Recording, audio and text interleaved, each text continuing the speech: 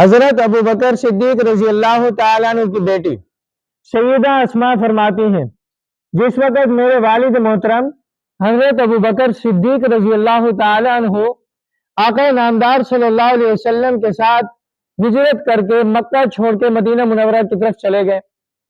تو آپ اپنا سارا مال بھی ساتھ لے گئے۔ 6000 درہم جو اس وقت موجود تھے وہ سارا کا سارا لے کر چلے گئے۔ ان کے جانے کے بعد حضرت اسماء فرماتی ہیں کہ میرے دادا ابو قحافہ جو ابھی تک اسلام نہیں لائے تھے، آنکھوں سے بھی مدینہ ہو چکے تھے، وہ آئے کہنے لگے کہ ابو بکر خود تو چلا گیا، تمہیں صدمہ پہنچا گیا، اور مال بھی سارے لے گیا، تمہیں مصیبت میں ڈال گیا۔ تو حضرت اسماء فرماتی ہیں میں نے اپنے دادا جان سے کہا، دادا جان ایسی کوئی بات نہیں ہے،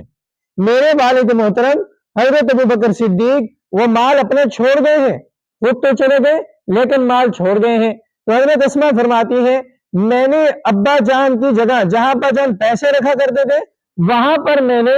کنکر ڈال دیے، پتھر ڈال دیے اور ان کے اوپر کپڑا ڈال دیا، پھر میں نے اپنے دادا جان کا ہاتھ پکڑا، ان پتھروں کے اوپر پھیر دیا، جب ہاتھ پھیرا تو دادا جان کہنے لگے واہ واہ کیا خوب ہے، بہت سا مال ابو بکر تمہارے لیے چھوڑ گیا ہے، یہ تمہارے لیے کافی ہے۔